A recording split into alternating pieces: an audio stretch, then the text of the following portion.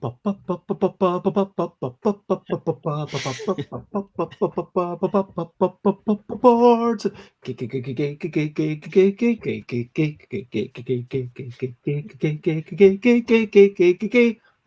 Board games, board games. It's what we're talking about. Board games, board games. I'm not gonna shout. I am starting off this streaming with a little bit of singing.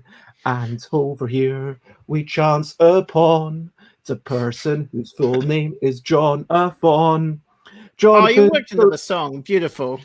Jonathan Philip Chambers has played the game and they have tested it in an interesting way. And that's what we are going to talk about. But need I remind you that we are not going to shout. Board games and testing via tournaments, that's what we're talking about. Board games and testing via tournaments, we're not going to shout. Hey, good morning, everyone. Good morning, Saints. It is lovely to see you. And yes, I am Bez. It is bedtime. I mean, it's pretty much going to be bedtime by the end of this for you, John. Oh, yeah. Well, my daughter's with my parents at the moment, so I can do what I like. For a smaller child, for a younger person, maybe. Yeah.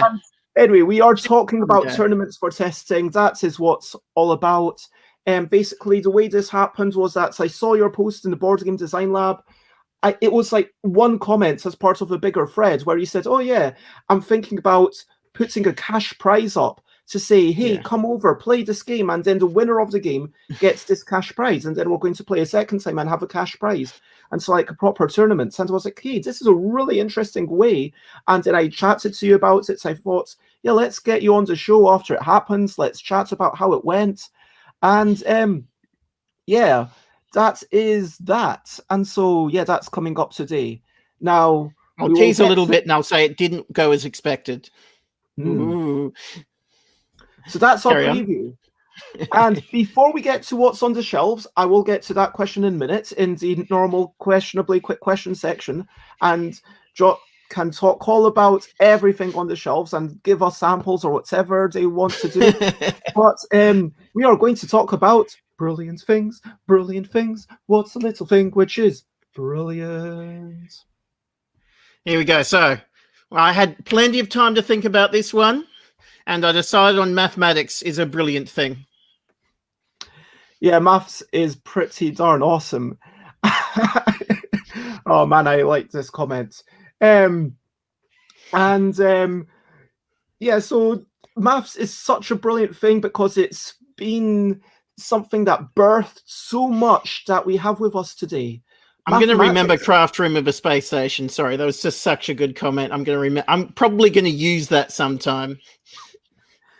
Yeah, I mean, trying to summon people. Hello, Alex. We're just talking about maths. And yeah, so maths is a brilliant thing. It allows us to intuit things. It allows us to make precise calculations and say, hey, this is what's going on. It allows us, like humanity, to build the internet and to build computers and like so much scientific progress. And you're talking about it in the context of board games, which obviously there's a lot of board games that are about maths from the sense of the player, you know, turning resources into other resources. How can we best get the most points? It's all about the number of points. And yeah, what did you want to say about maths, John? Yeah, like I was saying to you before when we were offline, without maths, you'd have to do a lot more play testing, because it's like, oh, what number should I put on this card? Let's play a full game and find out. It wasn't 1. I'm going to try again. We're putting the number on this card to be 2. Full game. No, whereas if you have maths, no, it's 27. If it's 27, the game works. Any other number, the game's going to break. And with mathematics, you can figure that out. Hello, Tally. It's lovely to see you again. And, you know, if anyone else has anything wonderful to say in praise of mathematics, because that's our brilliant thing for today, then feel free to chime in. Otherwise, let's maybe go to the bit that I like to open up to everyone in the comments, and especially John, where we talk about recent highlights, living life and seeing the sights, recent highlights, playing games and other delights, recent highlights. what have been some of your recent highlights? Have you been playing any games recently? Have you enjoyed any tasty food recently? Have you had any good conversations? Me, I have just been kind of head down because at the same time I'm running this business. I'm also a father. I've also got this game that I just need to push out. So sadly, not many recent. It's all kind of harvesting for the winter, you know. Like I feel the highlights, what's coming. But yeah, like, you mean that figuratively? Head down. So I think I had sleep once. How cold it is. Like I'm not sure whether I should have this shirt on. It's the sun's coming up where I am. Yeah. It's been a really rainy week, but now London's actually pretty sunny. That's a bit of a highlight for me personally. I did a good bit of exercise. I was just telling John I was quite proud of myself. I had a quick run. I ran around the block and went into, I ran around more than just one block. I went into the park, I ran down, I made a big loop, came back. It took me about 15, 20 minutes, got the heart racing a little bit. I was like, okay, a bit sweaty. Now I'm going to cool down with a bit of stretching whilst hula hooping, which was a good shout. And then went into the shower and shaved and felt a bit of satisfaction. Yeah, I managed to do my exercise for this morning. I felt that achievement. Yesterday, I've been playing a bit of Flipperbell for the L deck, which, yeah, I invented it a couple of years ago, and I don't know, it's just not in my top 25 games for the deck, I don't think. It's good, but it feels like by the time you start to, it's a solo game, it feels like by the time you start to learn the rules, you've already pretty much learned how to win, if you know what I mean. And then there's nowhere to go from there. They're the worst. I know exactly what you're talking about. I did open up Friday, which was sent to me. I bought this secondhand. It's a Friedman Freeze solitaire game. I don't know if you know this one. I opened it up. Yeah. It was fairly late at night, and I read through half the rules, and I was like, yeah, I can't tell exactly which cards are meant to be which ones, and it's like 10:30 at night. I'm just going to wind down and go to bed. So maybe I'll give it another go some other time. But I am looking forward to that. And, I've got a little taste of, okay, this is what I've got to do. Anyway, that's basically my recent highlights, doing that. And also McCall came over, which was a nice wee chat. We had dinner together. Tally says that they're happy that Margarita is helping with mathematics for Doga Dash, because Tally's a bit bad at it. And that's it, play to our strengths. And that itself can be a highlight. Any other recent highlights? John, anyone in comments? Trying looking through the comments here. By the way, my art, I know you're probably trying to get this question out of my game, but I still every time I look at another submission from my artist and just, it's a highlight of, no, it's a highlight totally of the day or the week or whenever it comes. Artwork, that can totally be a highlight. And so it brings me joy. And yeah, I'd like to hear you talk about these. And so Alex says they try to make their solo games just complicated enough that Alex can't understand them anymore, which is a really interesting approach. Okay, if no one's got any recent highlights, then, let's move to the questionably quick questions. Are you ready? Oh, I'm nervous. I'll try to be quick. Where exactly are you geographically? South Australia. Which room? Which room? This is called the Wool Shed, which is actually completely disconnected from the property. This is a separate building, 9 meters by 5 meters, where we sell spinning fibre at the lowest prices in Australia. And what? So that's spinning fibre. Hold on, let me just get the camera over here. We've got spinning fibre, more spinning fibre, and that last bay down there, that's yarn. And yeah, we've got some more stuff around here. That's where I am. I am in the Wool Shed. I love the best thing about working in my backyard is the commute to work. You know, like no traffic, no anything. I just get up, start work. This does sound like a very interesting profession. In South Australia, where you are, what's the city's name? My nearest capital city is Adelaide. Okay, Adelaide. So what time is it? It is 7:40 p.m. And hello, Michael. It is. What's wrong with Yarn Talk? You know, I actually agree with you. This is my wife's business, and she's a fanatic about spinning and knitting and everything. And really, I'm just here. I love to do the numbers in the back end, which is the bit that she hates. So together we make. If we have a look over, look over this way. That's the packing station over there. So when you place an order, I grab it from here and I put it on that far shelf over there. She'll pack it, and everything that isn't part of the order, because it has to be weighed, comes back onto this shelf. And then I weigh it and I put it back. And this is apparently where you take all your selfies, as we can see from the main thumb of like the show that we had. Oh yeah, moments ago. There we go. We've got the before and after haircut. So when exactly did you get your haircut? Oh, it was. You know, I forgot. If you check the timestamp for when I sent you, I think that was the day of the haircut. That was probably the day I got it. Okay. Yeah, I get value for money for my haircuts. Hello, Luba. And Luba is apparently just joining us for the Yarn Talk. And she is my wife. Have a whole show just about yarn. And yeah. That's my wife. Oh.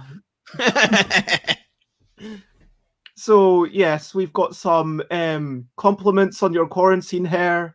And you told me that you get a lot of value for money out of your haircuts. Oh yes. So what time did you wake up today? Oh, I think I had a bit of a sleep in. It was past 9 a.m. I had a really good sleep in this morning. That was brilliant. How early do you normally wake? Well, it can be. It's usually sometime around 8-ish to basically get my daughter to kindy as quickly as possible, so we can really get value for our kindy dollars. Apparently, you like to. I think you did actually say 9 p.m. rather than 9 a.m. Yeah, 9 a.m. Yeah, I started by saying 9 p.m. I think I corrected myself. If I didn't. Yeah, sometimes that's the way of the world. It just winds down and you want to sleep until 9 p.m. But in reality, 9 a.m. is when you woke up. That is a decent sleeping for you. And you normally have breakfast. There's this sort of I actually go to a local free food market that just they're getting rid of all of the stuff that the big stores are giving away, and I usually manage to pick up 7 packs of Hawaiian pizzas, and I microwave one every morning if I can. And every time they don't have any there, I say, it's okay. I probably needed to kick the habit anyway. Wait, and I have something more healthy. Pizza? I microwave a pizza for breakfast. It's beep, deep, deep, deep, pizza. Yay. It's why I'm so fat right now, but it's the greatest. No, it's like, I'm just also getting, are these like frozen? Like, it's not going to lead to as nice a taste. No, it's not like oven. No, it's not like, a Domino's pizza that was ordered, put aside. No, it's supposed to be microwaved. But yeah, you saw my face. You saw it's not for everyone. I'm a disgusting monster, I know, but it works and it makes me happy. You don't have to apologize for anything. Actually, you know what? I'm going to answer your earlier question of the highlight. That pizza was my highlight, okay? That is fair. I regret nothing. On microwave pizza. It's food and science combined, says Michael. That's right. And yeah. So, what is your favorite thing to eat? Is it microwave pizza? No. Oh, it's, you know, I wish I prepared these questions, because whatever answer I'm going to say, no, I like that food far more than the food I said. No, just Yeah.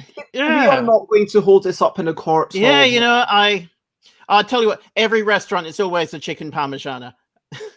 Whenever I go to pub meal or anything, whatever I'm in, do they have a chicken? I'll do the chicken schnitzel or chicken schnitzel parmigiana if I'm feeling rich.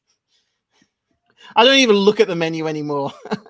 We've got a bit of confusion. How does the crust turn crusty? Wouldn't it just be doughy but warm?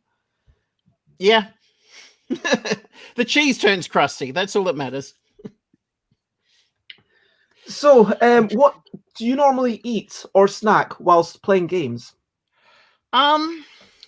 You know, I'm going to have to remember back to when I was playing games with all of the COVID and being a parent and all of the everything.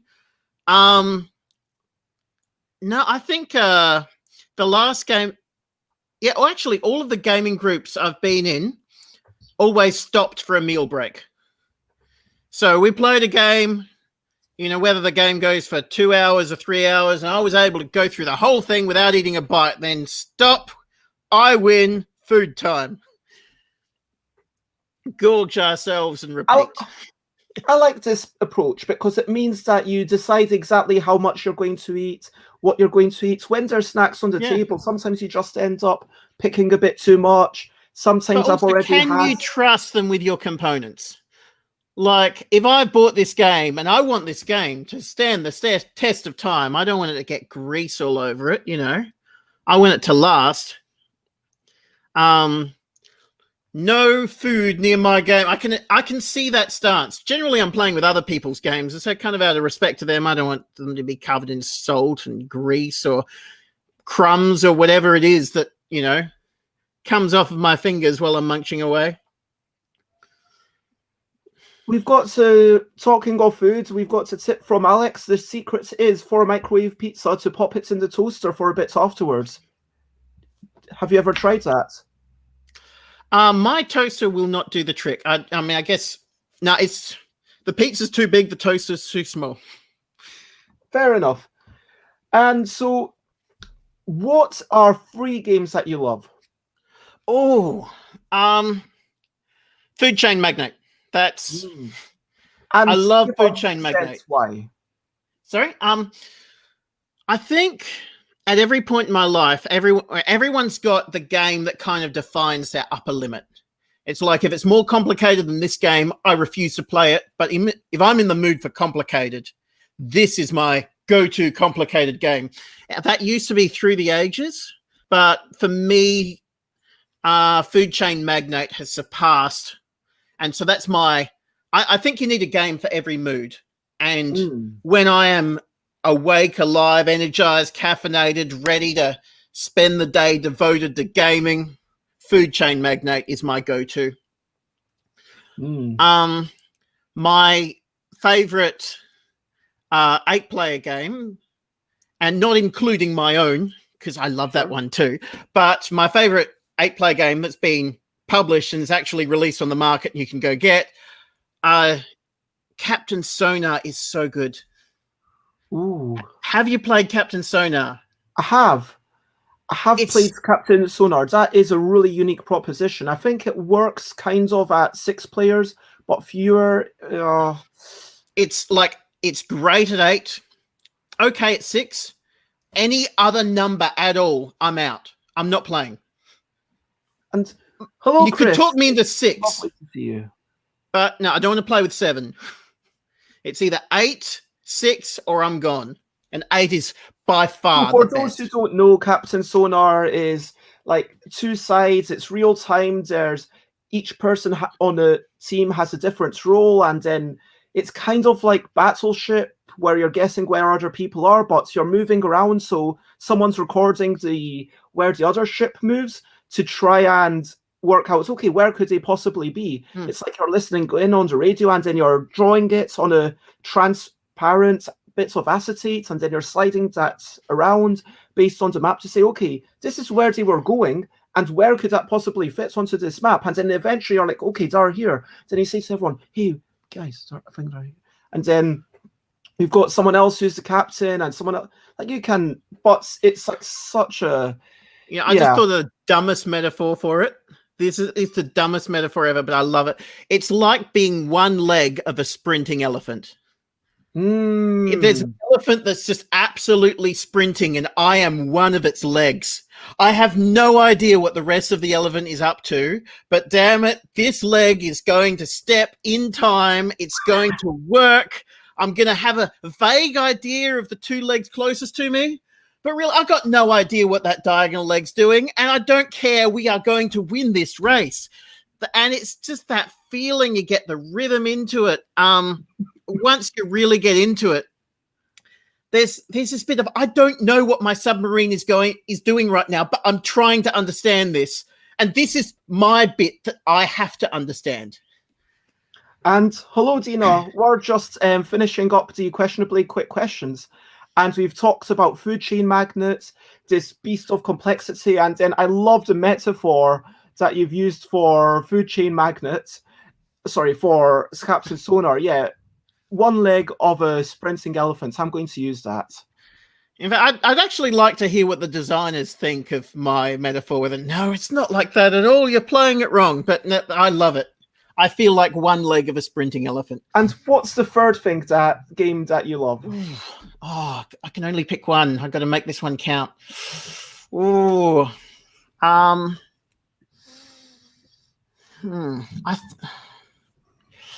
So many to choose from. So many. I would. Oh, because I want to pick a different mood, because I've already got the go-to big crowd game. I've got the go-to heavy game, so I need to pick something maybe lighter and smaller. Oh, is it Santorini? I must be saying it wrong, but it's that one where you build up the... Oh, let me quickly... Yeah, Santorini is one that's normally 2 players, but you've also got the 4-player mode. It's like... Yeah, Santorini, they published it with beautiful white sculptures and asymmetric god powers. Oh, yes. I love that one. You just pick it up and start playing. And if you want to keep playing forever, there's still room to get... Actually, no, change my mind. I'm going with Go. That's going to be game number 3, Go. That is a game, it's just... The fact that it's been played for thousands of years and people still have got no idea how to best it. And the best computer in the world has just beaten the best human player in the world. And did so by... it was a long time in the works. They named which move is moved 30-something or 20-something, and they said, and then the computer played this dreadful move and won. And there's all of these people who've been studying Go forever, and they say, you should never, ever, ever play that move. I can't believe the computer, it must have a bug. It won. And I wish I was intelligent enough to appreciate the story properly. Of the human mind, do you know what I mean? Yeah.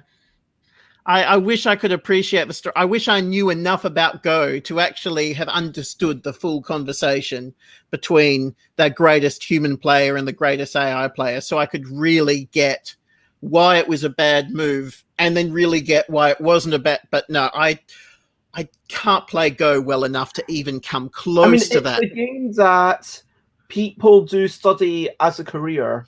Oh, yeah.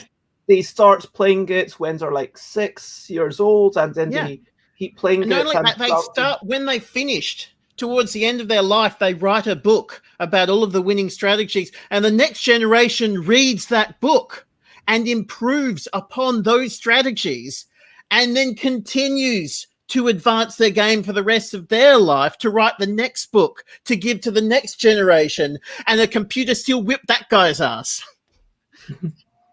Now, it's yeah, you'll hear lots of love for Go from me. And for sure, Chris, if you ever want to come over and try it, or if you want to just play one of the AIs, then do Sorry, so. Santorini, but Go is better. Santorini is better? No, Go is better. Santorini's good. Santorini is genuinely good. But if I had someone say, oh, yeah, I really like Go and I really like Santorini, which one would you like, Go?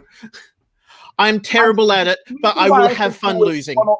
I will have fun losing. Like, I cited it as basically my #1 game, and I think a big part of that is due to the handicap mechanism. I think it's also like, with Santorini, I wonder, maybe I might master this game in my lifetime, and then I'll get sick of it. I haven't, but I might. Go, no, I'm not going to master it. Don't even, it's going to keep up with me. And there's something quite prosaic. It's like, yeah, we will never achieve the best that we possibly can. And so let's just be happy with what we're not attaining. Oh, let's try anyway. Now, sorry about this, everyone. Can you describe a typical day for yourself? Oh, typical day. Okay, so typical day is get up in the morning, try and get my daughter ready for kindy, and then get on the phone to kindy. And yes, oh, good, there's room for her today. Good. I can actually take her to kindy today. You know, drop her off, get back. Need to make sure that the house is clean before 11 o'clock, and I still don't know why, but we got to rush and make sure that that happens. And also then come off to the wool shed, which is right here. I go through all of my orders, and I place them out for my wife to pack them. And then if I get absolutely everything done and the house is clean, now it's time to have a look at the rule book and implement the changes that you know, I paid someone lots of money to send through to me. Ah, look. Oh, no, she's seeing her face now. There we go. My wife's seen that Carry now. On, don't get distracted.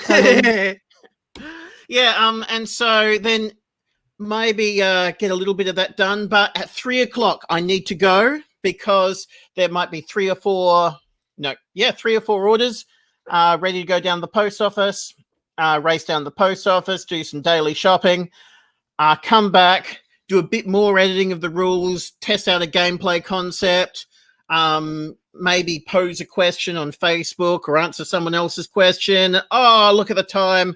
I need to pick up my daughter, get my daughter home, make sure that dinner's ready for her. Then got to get her in the bath, get her ready for bed. And I need to sit in the kitchen because if I'm not in the kitchen while she's still awake, she'll scream and go sleep next to my wife. So I'll just be there until 9:30, 10. Oh, good. She's finally asleep. And normally I'm so exhausted that I go just to bed myself. Or sometimes I come up to the wool shed, work a bit more on the game, a bit more, and then finally go to bed and then repeat. Just repeat every day. That's my day. But I love it. It's a good day. That sounds like you've got a routine that you're very happy with. And I do wish that I had a bit more time for the game, but still, I'm a happy man. As we move into the main topic, I want to remind everyone to comment, ask questions, follow, all that good stuff. We are talking about tournaments for testing with Jon Chambers, which... interestingly, on Facebook, you're Jonathan Philip Chambers, but he wanted to be a bit more succinct. And then, yeah, now I'm making a big deal out of it. So counteracting the succinctness. Yes, but like it says down there, like I explained below, when I heard that you were running a tournament, yes, or testing a game, I was like, wow, this is a crazy idea. Let's chat to this person about it. So I just wanted to say, hey, let's hear about this and potentially come on to this show that I've done. I think I'd already done 100 episodes by that time. It was within the past couple of months we started chatting, right? Yeah. And then we were like, okay, let's fix a date at the earliest opportunity and hey, come on and let's chat about bunch of hadn't stuff. even We run it chatted back on then. Skype, I think it was, or Facebook Live, one of those. And so this isn't the first time we've talked to each other on a camera. Yeah, yeah. But yeah, this is just a really cool idea. I would, before we get into the definition of what we're doing, I want to give you a bit of space for 2 or 3 minutes. Explain what your game is all about, if that makes sense. Oh, 2 or 3 minutes. Okay, gotta practice getting really fast at this one. So, my game's Ladies' Choice. Oh, you'll be cycling through the cards. It all started with the Ladies' Choice. Ladies' Choice is the game that's going to be on Kickstarter. This one all started from when, before I was married, I listened to a dating coach who boasted that he didn't just have male students, he had female students as well, which is really awesome. That means this is some really inclusive expert stuff he's going to say that, you know, doesn't upset women, or, you know, this is how to be really nasty to them. This is the kind of person I want to listen to. But he also said that even though he has male students and he has female students, he found that what the male students required and what the female students required very different things, because women would ask a question like, how do I know if the guy I'm with is a good guy or not? Whereas guys are like, how do I make everybody like me? And so those two completely different worlds where, you know, whether you're male or female, you could probably relate to the thing I said about your gender and not the others. There are exceptions, but I wanted to create a game where you'd feel that, where when you're the female, you get what it's like to be a female. And like, I don't know who to choose. How can I, what have I got to go on? Okay, I need to figure this. I think I've got enough information to, whereas when you're the guy, like, she doesn't want me. How do I make her want me? It's not fair. She doesn't want me. And so this game captured both of those experiences really well, though it wasn't really a game until I added the little twist of, if she makes a bad choice, the person she chooses gets extra points. And that made it fun. As soon as I put that little pinch of salt on there, lots of people think I'm making a big statement or teaching men how to be horrible about that. But no, before that happened, there was no game here. Now it's a game. So that's Ladies' Choice.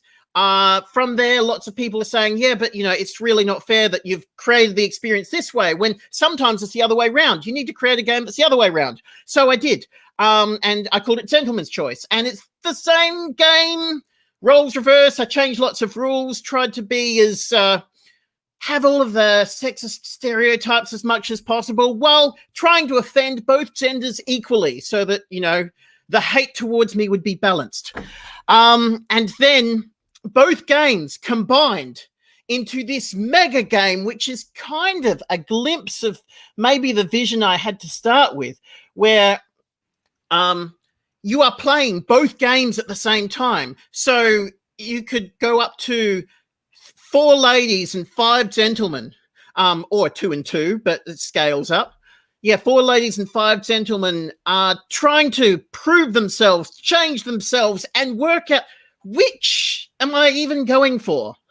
And then you get points based on how good a catch you got. You also get points for being a good catch, but the better a catch you are, the more likely it is you'll have someone beneath you. And being someone beneath you, you lose a lot of points. So it had that balance going of, I'm going to just try and be the worst so that I can, whoever I get, it's going to be lots of points. Or am I going to be really amazing? And that way it's a lot easier to, once I've worked out who the best person is, to get them to want me back. And this whole shifting dynamic of, well, yeah, I can only play the cards you're given. And then I tried to make an even more inclusive version, so yeah, got an LGBT edition in the works. I don't know if it's going to work. It needs more testing. We'll see. We'll see. So I wanted to test both of the mega games. The trouble with that is that they need to be tested at 4 players and at 9 players, and the other one 10 players respectively. That is really hard to do, especially during a pandemic. So I had to incentivize people to gather. But also I didn't want people to just sit there, hold the card, stare out the window and, oh, what do I do? Okay, I do that. I don't really understand. Can you just make my move for me? So I didn't want to pay that guy. So I just said, okay, the person that wins the game gets the prize. And if I don't get enough people, then I'm playing the game too, and I'm going to try and win my money back. How much time was that? I think that was about 5 minutes. Oh, sorry. It's all good. Talk faster next time. You've introduced the topic, which I appreciate. I've had a look through the pictures. Sate says that this sounds like their life right now. Yes. It's based on my life before I found the love of my life, who's watching me right now, so I have to say that. But I would have said it anyway. So you talked about, okay, it's hard to get people to gather during this time of pandemic, but how do you kind of, let's address the kind of responsibility of not encouraging people to do unsafe things. How did you make sure that you weren't causing lots of vectors? This, I wish I had a cooler answer than this, but my solution is to live in South Australia. We had just finished our pandemic at the time. Ours was over. So that was it.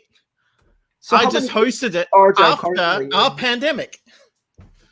Are you at 0 cases right now? Yes. Yeah, South Australia is at 0 cases.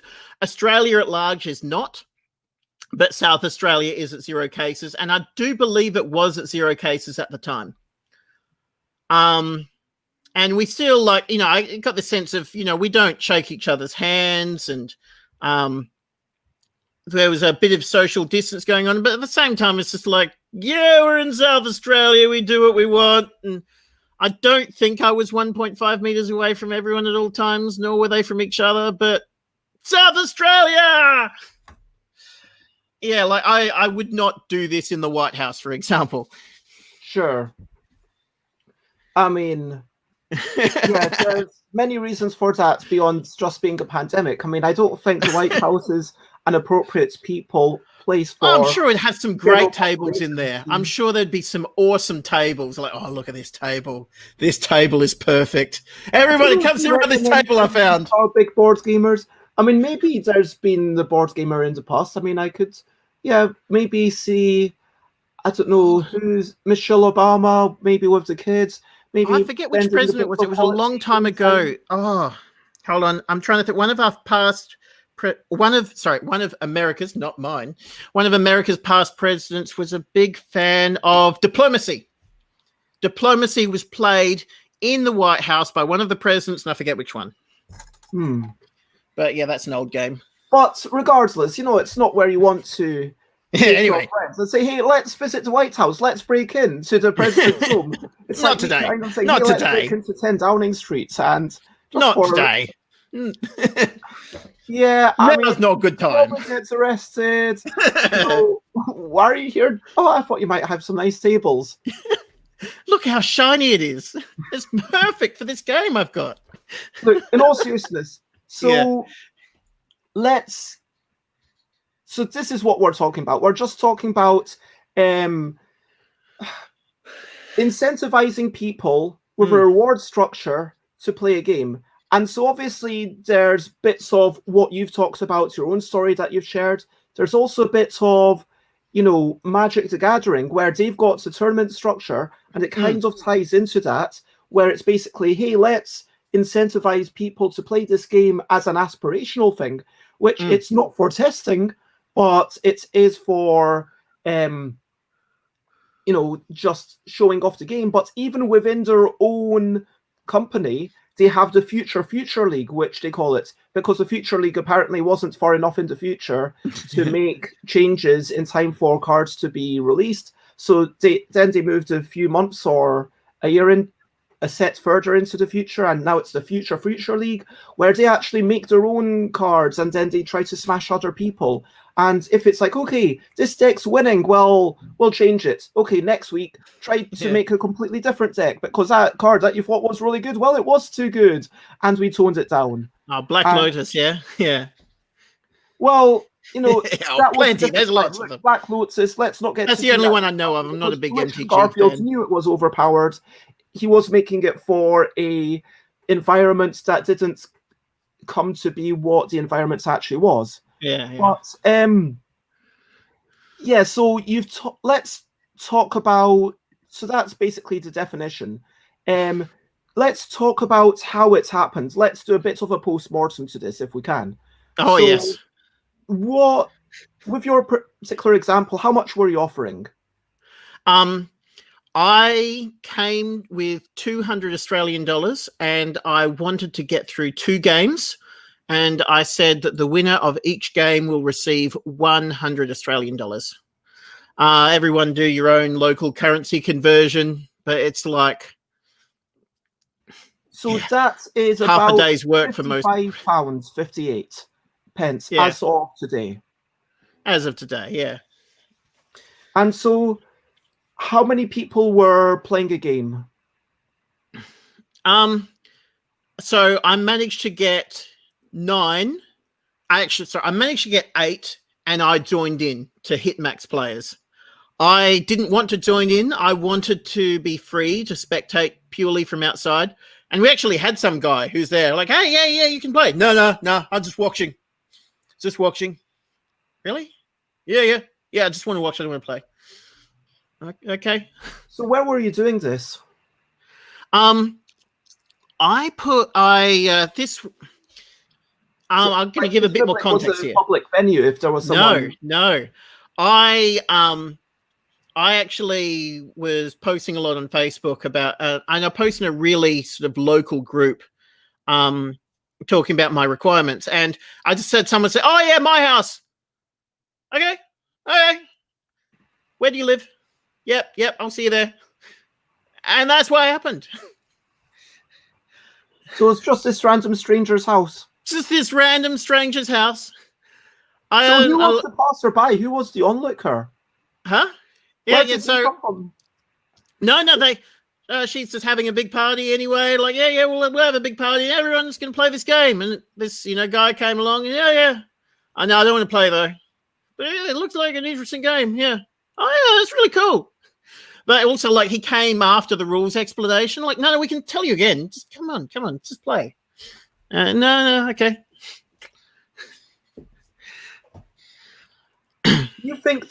What do you think turned him off? Do you think it was partially because it was a high stakes game that someone's like, oh? No, definitely not.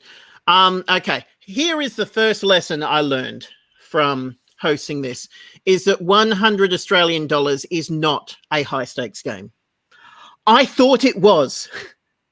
Going in, I'm like, okay, they're going to have all of the rules memorized before we begin. They're going to have these expert strategies meticulously crafted. They are going to be trying to cheat at all times. I must watch them. No, none of that. I am continuously baffled by people's reluctance to learn rules. I said, hey, here's the rules. You want to check them out? Okay, so the rules are here. I'll just read them to you. Okay. So, which is like, there are games, like I'll hear, I've played one game of Kingdom Death, and I don't want to play any more Kingdom Death, but I would love to just keep reading the rule book. I could read the rule book to that game forever. No intention of ever playing it, but it fascinates me. I could just keep reading rule books. And so I need to keep reminding myself that these people are not me. So it's not high stakes enough to get them to read the rule book. It's not high stakes enough for when I say, okay, let's just have a quick break for a few minutes and come back, for more than half of them to come back. It's really low stakes, because now I think maybe so half the people left. You had, and the other thing plus 800, and it's like the other 5. The other thing is, okay, I'm about to explain the rules. It's like, okay, before you do, I'm just going to get a bottle of alcohol, and yeah, what do you want? Yeah, okay, I'll mix that into this, and everyone's getting these drinks. I'm like, hold on. Rules explanation, then drink, right? No. Okay, you're going to drink before I tell you how to play. Wow. Okay. Let's make this happen. So that was a bit of a, and then we had a practice round, and then okay, yeah, just head off for a bit and then come back. And I could see from the practice round, the other being the person that reads the rules ahead, I don't get practice rounds. So the plan was to play one game, which was just a game with no stakes. Then one round. The game is typically 3 or 4 rounds long. Okay. And so we'll do one round of a game with no stakes, then you restart. Yeah, do a quarter of the game, no stakes, and then whatever happens, we'll just play it out, and then we restart. That way, you can just play randomly and see what happens. And then from your random plays and seeing what happens, you'll learn the rules, and then you can play for realsies next time. So talk to us more about what happened. Yeah. So they did it, and they were ready to play for realsies the next time. And then they head off for a break. And I could kind of, because I can't really relate, I don't get that practice round mentality of them just all playing randomly. Just, I'll do this. Like, why would you do that? Okay, yeah, sure, you do that. And then they all left, like, okay, time to play for real. Who's actually in? And they all came back. Every single one of them returned. And I'm just, but you had no idea how to play. And I didn't. Okay. And we played a real round. And it was boom, boom, boom. Everyone had their turn. Everyone knew what they were doing. Everyone had a strategy. I'm like, this is not how I play games.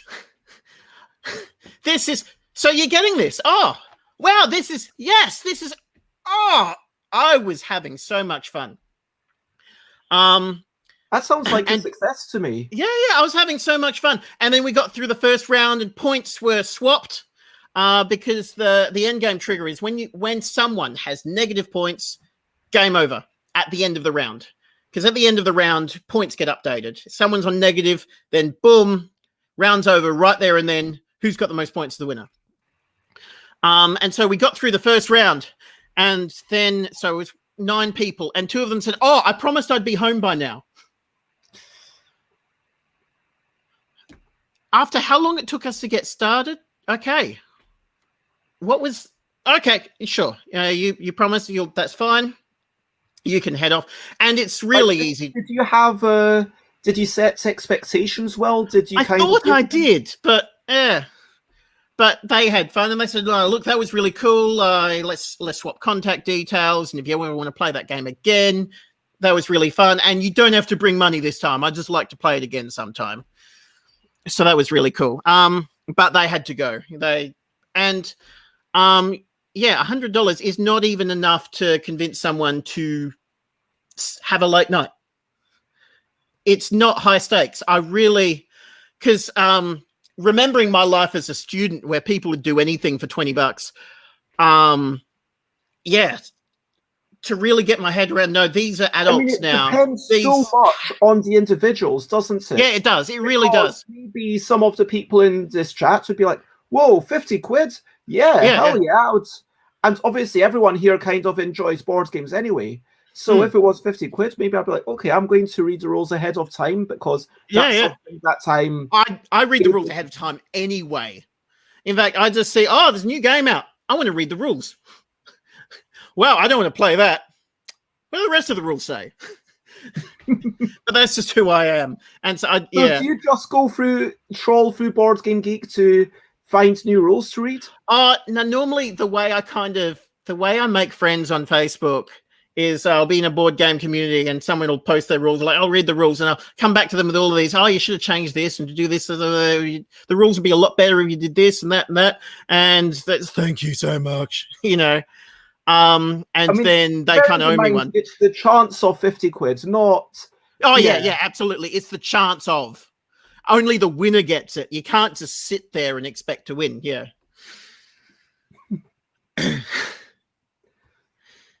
And it's like, so for the people who are playing this game, Oh my gosh. Yeah, I don't. Oh, good. I want you to play mine then. You play against me. Oh, look, I won. What a shame. My money.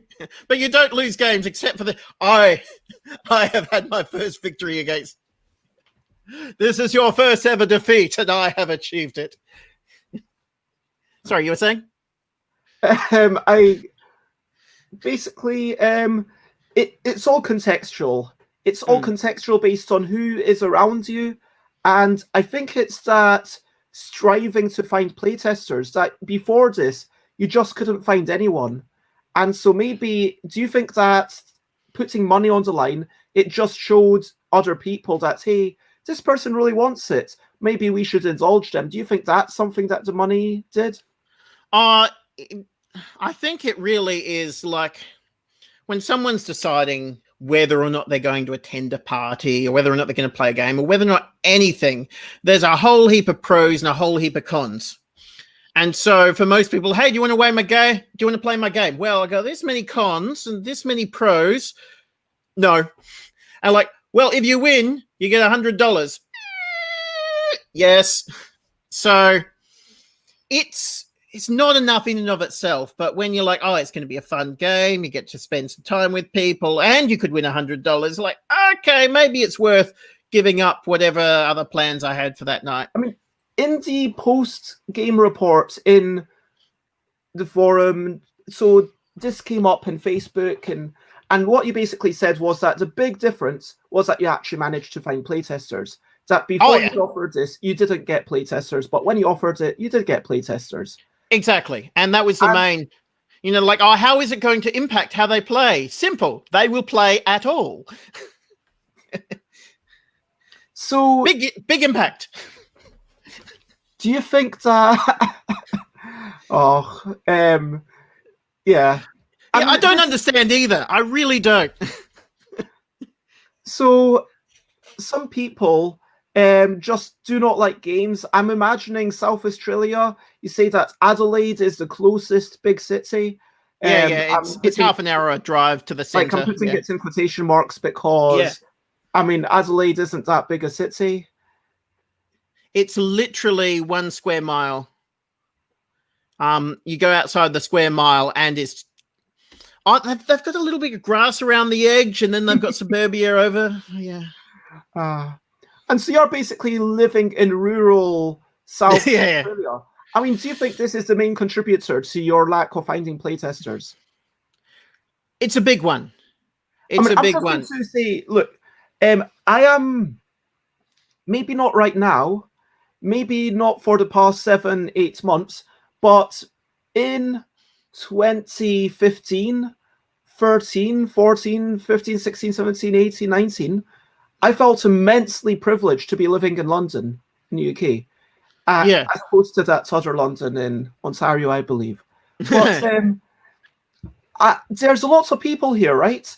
And I was able to set up, we had this monthly playtest evening, and then we set up another one on a Monday, and then at a certain point, you know, Fabio was here, and Dean Morris was here, and it was like, okay, how are we going?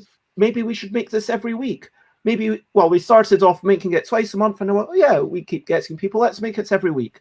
And then we were doing, okay, let's do something at the daytime, and let's make that every week. So, you know, at the start of this year, there were in Norfolk, well, within 1 hour travel time for me on a bike, there were 2.25 good playtesting sessions to go to a week if I wanted.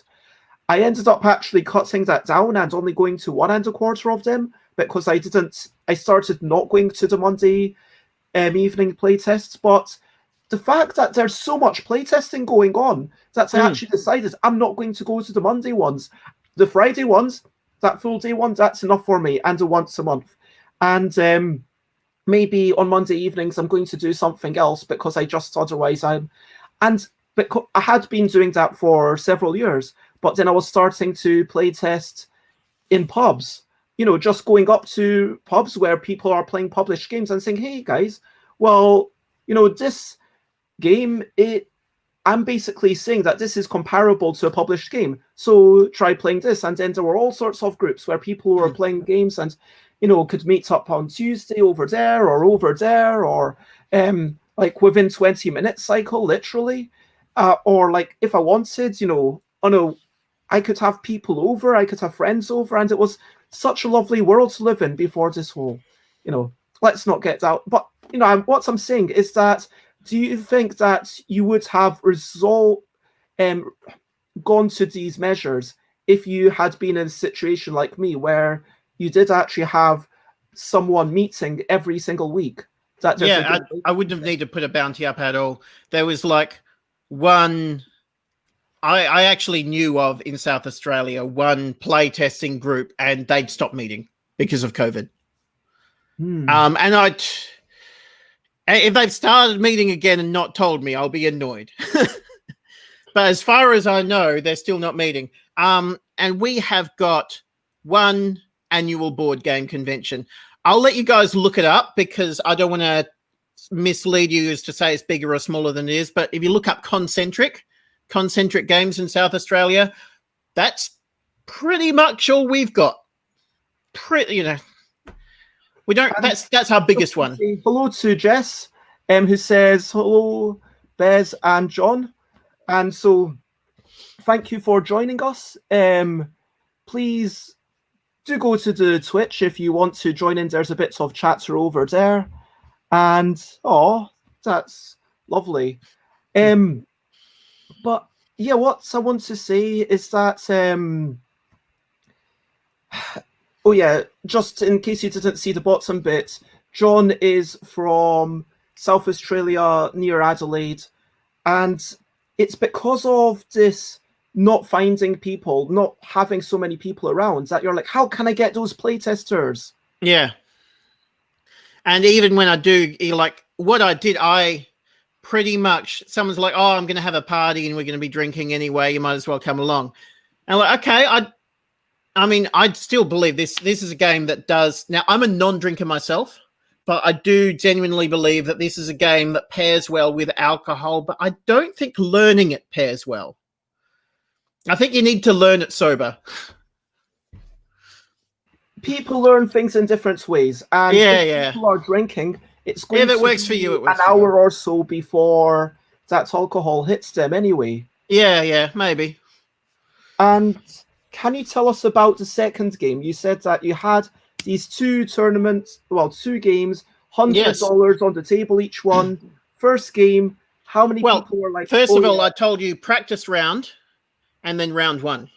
Okay. Next, round one ended, and everyone's points tallied up. We had two people who left because they had commitments at home that they needed to get back to.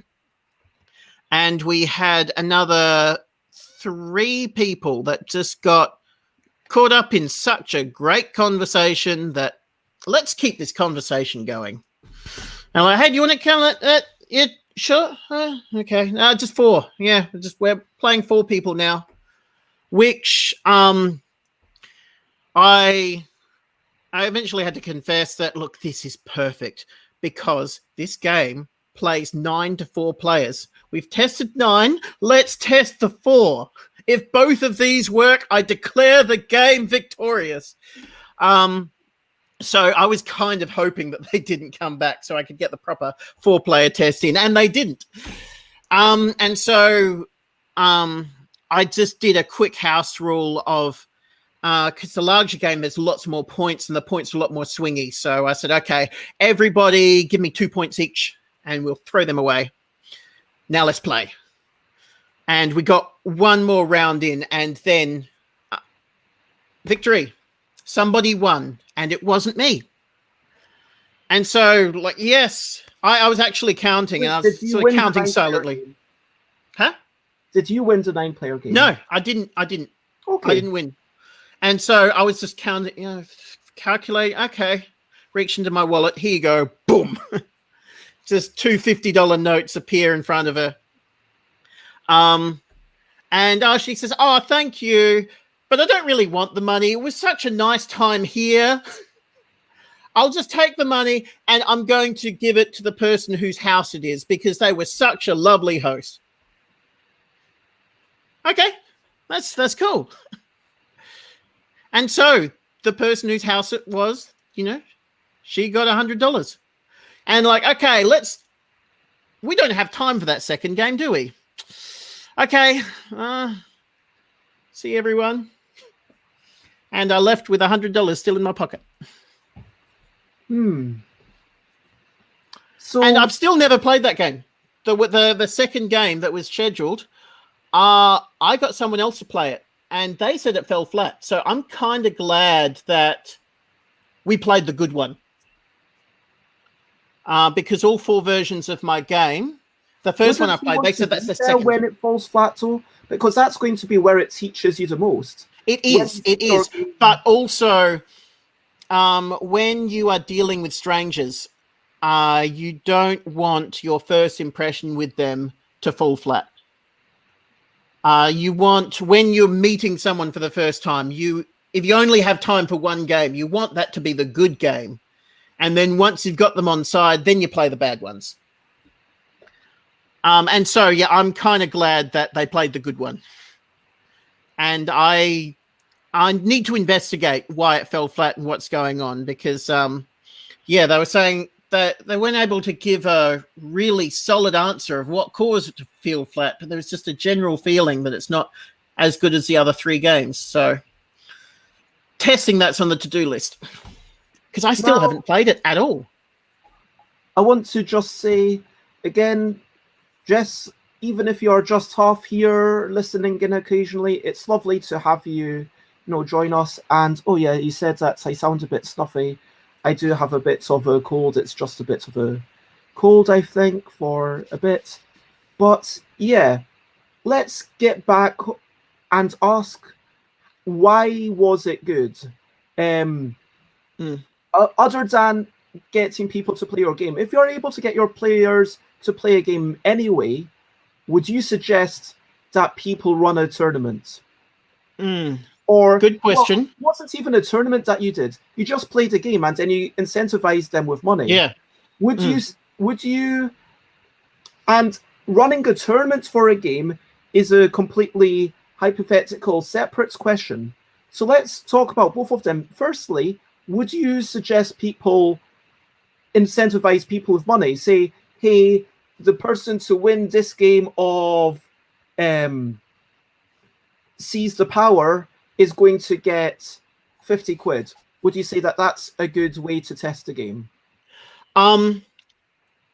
So there's 2 interpretations of the question, and one's a strong yes and the other's a strong no. So I'm going to pick apart both versions. So if you're saying about getting really into the nitty-gritty. Yeah. So to really nut into that, the first question of paying them versus getting them to work for free. Work for free works every time. Always get as much free labor as you can, because capitalism. Okay. So yeah, if you can, because everything is more expensive than you think when it comes to publishing a game and publicizing a game and working on a game, both in terms of time and money. So if you can get something for free, don't pay for it. Okay. So that's my first answer. But also the other question of what I could have done is I could have, instead of putting down $100 prize, I could just say, hey, you get $11 each.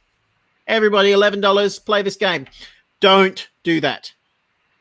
I'm not speaking from experience. This is purely like, I thought, no, that's a trap I'm going to avoid. Because when you pay someone, there's 2 issues with that. Issue number 1 is that they're only paid to keep the seat warm. They're not paid to do anything else. That's the first issue. The second issue is that I'm trying to think of how much of a tangent I need to go off to explain this concept, but board games, totally fine. Okay. I'm going to compare when you're painting a painting. Then as you're painting, you see what you're painting. And then there's a point where you look back and you're like, oh, I really like that painting. But before I go and sell it, I'm going to just show it to someone to see what they think. And they go, oh, that yellow thing over there should be red. And I'm like, oh, you're right. How did I paint that yellow? I completely missed that. Thank you very much for your service, kind sir. Okay.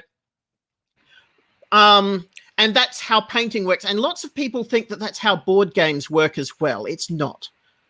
But if you're programming, there's usually a lot of typing, then compile, run. What? I see that. Yes. Compile, run. Okay, that's a bit better. Okay, compile, run. Okay, now it works. Okay, that's getting a bit closer. And so with board games, especially things with a lot of bluffing elements or the really high player counts, the game does not run at all unless people are present. Okay, so, and also the way the game runs properly is if people want to win. If people don't want to win, the game breaks. So you need to set up the situation. Okay, people, attend. You want to win. Run. Oh, it broke. What's going on? Oh, I forgot that. I forgot. Rewrite the rules. Okay, here's the new rules. And play again. Rewrite the rules. And we're going now. Oh, yes, that's somewhat playable. That's how playtest works. Okay? And so here these people are like, oh, I think that this yellow should be orange. I don't care. I'm making the game work. Stop with your talking while playing. Because it's, look, okay, players' opinions are important, but they're not that important. What's important is the game needs to run. It needs to work properly. I need to get this piece moving with that piece. I'm enjoying the game. I'm not. I know it's not a game for you. I knew you'd hate it. I just need you here to make the game work. I knew you'd like it. What do you think?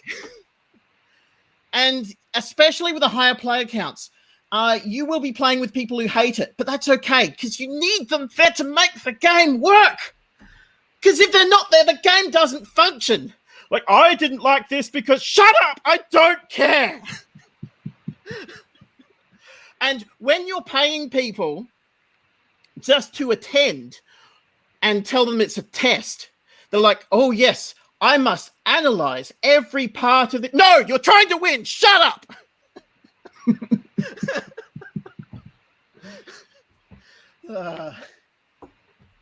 Okay. Yeah. Look, as parts of the testable stream, like, I had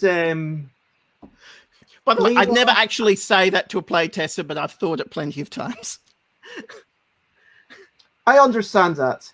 Yeah, I'm just like, oh, yes. Tell me more about your opinion. Yes. So remove all the violence and add an element of present sharing. Yes. Good idea.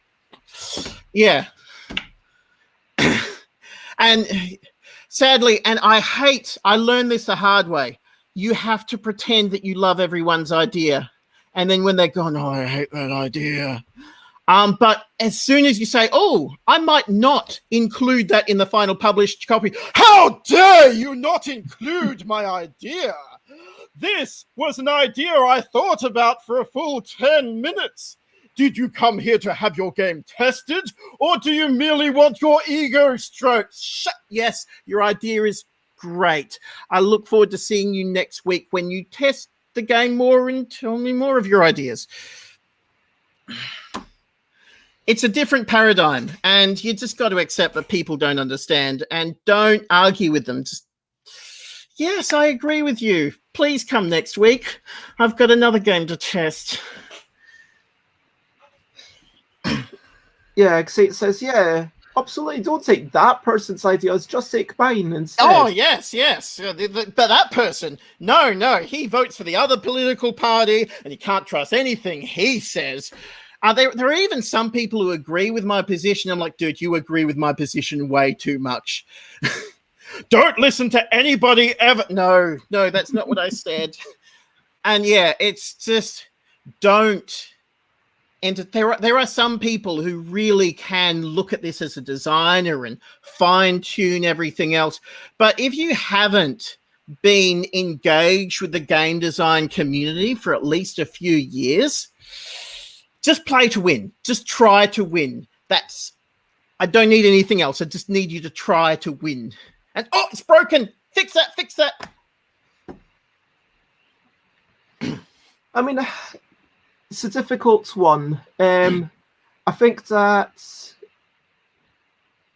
yes, you want people to just play the game and see what happens. Almost play it as if it was a real game. Play it, but you need play people to win. To talk through their emotions.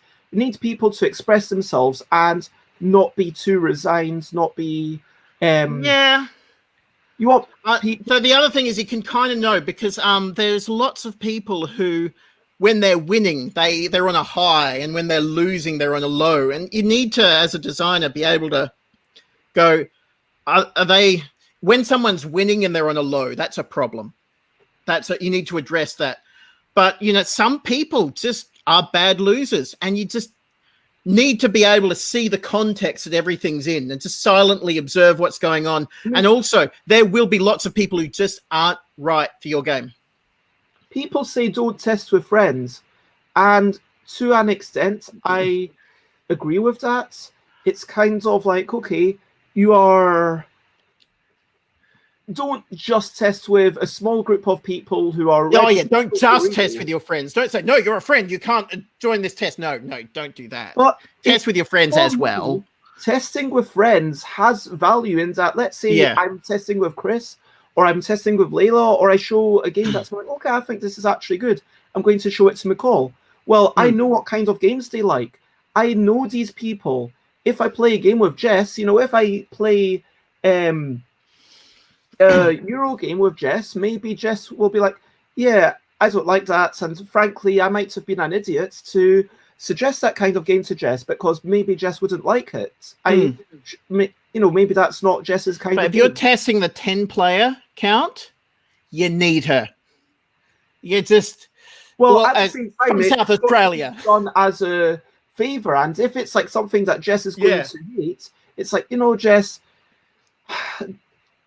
And you owe them when that happens. Come to London for a weekend. Would you be willing to do this? And then you kind of make it up in some way, don't you? Like maybe you make a bit of nice foods. With designers, it's easy because, hey, I'll test your thing, and you test my thing. It's all based on reciprocation. And I assume as you live in a big city, but we've kind of strayed quite a bit off topic. And Jess says, yeah, Jess does like words games. And, could be peripheral for other games. Oh, thank you very much, Jess. That's a very kind thing. And, I'm going to be even more controversial and say the most important player is the designer. Because if you don't enjoy your own game, it's dead. It really is dead. It doesn't matter what the other opinions are. If you're not enjoying the game, it's dead. And if you're the only person enjoying the game, you've just found the wrong group. Because if you can have fun in spite of a group that is hostile to your game, that is the best game ever designed. If you can have fun with people who hate it, that is a well-designed game right there. And now just find a different group. Wow, that's some strong opinions. I'm not sure. I know, Absolutely. I don't agree with this. Like, I've gone on record as saying that you need to find at least one person who didn't work on the game, who enjoys it. Because if you can't, you are going to be biased towards your own stuff. If you can't find at least one other person who enjoys it, then maybe it's not that you... It's not commercially viable, And okay, maybe it's a good game for you, but it's not even viable if it's a 4-player game or a 2-player minimum game, and you're literally the only person who enjoys it. Well, why would... Sure, Jess might play my 2-player game about, you know... Oh, no, look, I want to correct... if you're the only person who enjoys the game, it's dead. Don't... I'm just saying, if you're the only person in the room who enjoys the game... Try it in a different room. Okay? Just keep finding... Because if you can enjoy the game with a whole heap of other people who can't, the game probably has legs. Just not here. Yeah, I can dig it. Keep reaching out. You find the group. You've found the wrong group. Make sure that those people are enjoying it enough to actually play it a second time. or a third time when you're not there, when you're not controlling them. Because in fact, I'm going to put it a different way. Hypothetical. Let's suppose that we've got two games. Game one is adored by 1% of the population, but 99% of the population, it offends them to their core. They don't even want to be in the same room as this game played. It's not actively damaging. I mean, as long as it's not... But I'm not talking about the social constructs of, you know, is it promoting violence against minorities or stuff like that? It's just, when I say offends, like, this is not a functional game. This does not generate any enjoyment for anyone ever. But there's this 1% of the population who absolutely love it. 1% of the population is a lot of people. You will be very, very rich. Now, let's contrast that with, let's suppose there's this other game where everybody thinks it's okay. Game. Yeah, hypothetical game number 2. Everyone thinks it's okay. Okay, hypothetical game number 2. No one buys an okay game. I know no one says, oh, this game got a 5 out of 10. I have to buy this. No, it's okay. We don't buy okay games. You need to have a game that are just, you know, convenient. Like, people buy okay games because of marketing, because of convenience. I mean, because now marketing, okay, you can trick someone into thinking an okay game is a good game, but that's different. Okay, this is an okay game, but it costs £9, and it's in the shop, and then you pass by shops and it's in, basically, let's say it's in the supermarket, it's in WH Smith, you're more likely to buy that, even if it's not actually the kind of game that you personally adore. But still, like, every game has to serve a purpose. Like, if imagine, like, you own a copy of Dominion, and this game is just like Dominion, only slightly worse. I'm going to play Dominion. You know, it's and a game can be okay to lots and lots of people, but if it's not good enough to be purchased, it's not viable. You know, it's not marketable to have a game that everyone's just okay with. So if you're running a playtesting session and you've got one person in there who absolutely loves it, and another 5 people who are like, no, this is not something I would ever play ever again. Well, scale that up. Scale that up. You know, 1 in 6 people love it. Jess is saying, yeah, it's a funny thing. I know it's hypothetical, but I wonder which one could be loved by 1%. Oh, that's true. Yeah, because okay. I might have chosen 0.0001 people, but then we find out that's, which I thought, oh wow, well, that's surely not true. But apparently, because Thai people are very polite and would never actually say if they didn't like something. So apparently Thai people would be not good at expressing their emotions. So I'm a winner in Thailand, and everyone else could be a winner in Thailand, apparently. So it doesn't matter, the people who don't like your game, it doesn't matter if they're lukewarm or if they hate it or somewhere in between. Either way, they're not buying a copy. And so if there's a game that everyone has had an okay time, that's a good outcome. But if you got one person who's absolutely in love with it, when's this game coming out? I have to buy this game. And everyone else is like, no, I'm not playing this ever again. That's a better outcome. I mean, because you need the people who are so excited that they're actually going to get a copy, not the people who are like, yeah, that was a good game. A good game.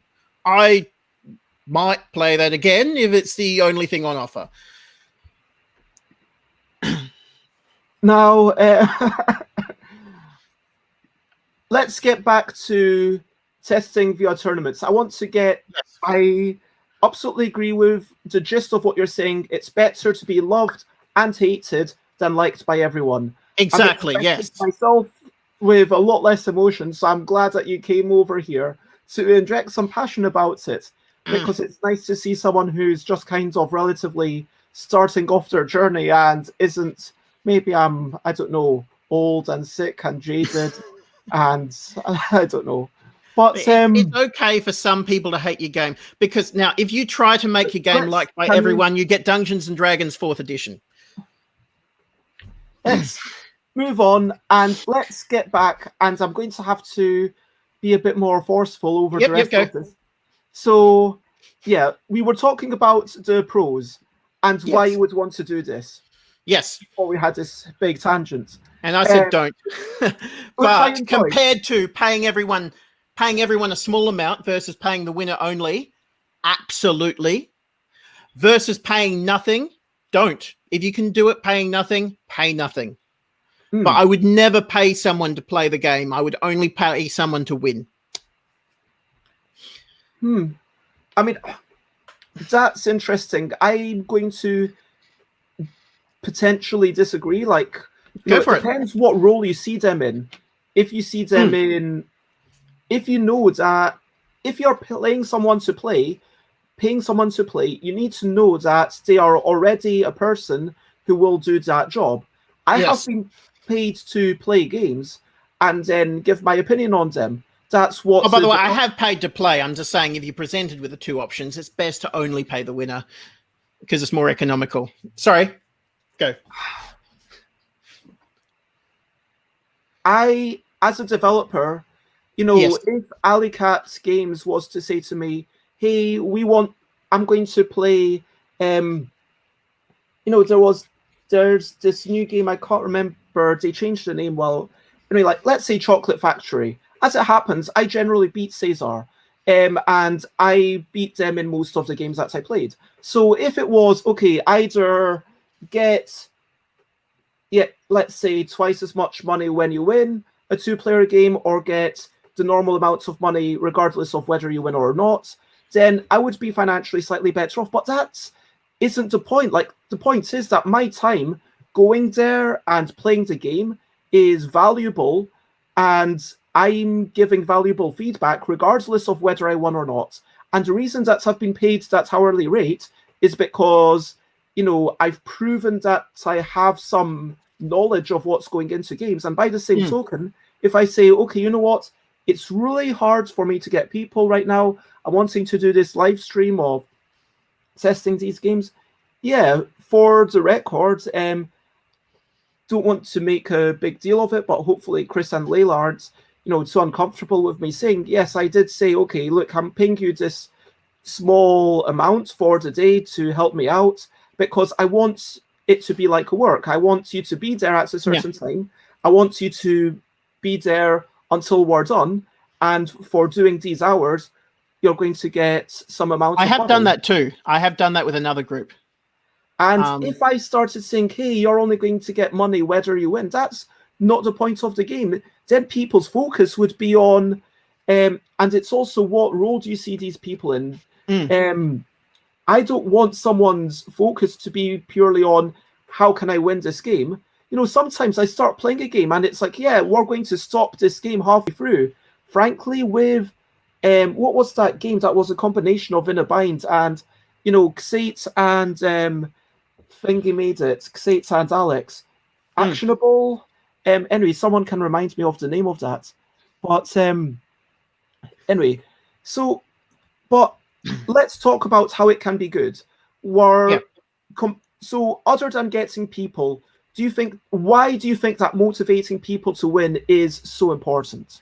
Oh, I've got a good Sid Meier quote for this one. I think it was Sid Meier, whoever said it. Somebody said that players will, given the choice, optimize the fun out of any game. And that is, well, they will gravitate towards the simplest, easiest, boring way of playing. And then they'll keep that strategy until that strategy fails. Okay? And that's how people play normally. And I remember my first time playing Russian Railroads, and it was also my last time playing Russian Railroads. I had this really simple strategy. I'm just going to do this railroad. I'm going to go all the way. And every time I'm going to do this railroad as much as I can. And we played the game all the way through. I didn't even notice that other railroads existed. I just focused on my one. And then I won the game. And I haven't played the game since. Because you need to make sure that the interesting parts of the game is also a way to But win. of course, And if just to say someone hello to now this Chris. is me playing it as a player, as a test. But if I was playing it as a tester, I'm like, okay, first we must test the balance of all of these things. I must test this strategy. I must test that strategy. I must do. And as a tester, I would engage with all of the interesting parts of the game. And I would have probably had more fun testing that game than I did have playing that game. And so if I was testing that game, if I was testing Russian Railroads, I'd say, oh, there's all of these interlocking mechanisms. It's so fascinating, so interesting. I haven't noticed all of this stuff before. And what did you think of the game? I think this is a really good game. And yeah, from my experience, I think everyone could really get into it. But because I approached that game as a player, not as a designer, not as a tester, I played it as a player. I'm like, okay, I'll do this. Oh, I won. Ugh. Okay. What other games you got? I mean, because given the choice, to make sure that people are playing to win, and maybe that's a problem that you're perceiving with testing. That yeah, if you're testing, you're not playing like a player. You're playing like the designer wants you to play. You are testing. You test all of the different strategies. You analyze the entire game space, and testing is actually a lot of fun. But when you come back to the tester and you ask the tester what experience they're having, they're going to give you the experience of what it's like to test the game. But when you say, okay, I'm giving you money if you win, let's just play, and I'm going to win, I'm going to win, I'm going to win, I'm going to win, and you get to the end of it and say, how did you feel during that time? Feelings?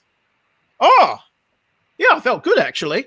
That is the experience of a true player.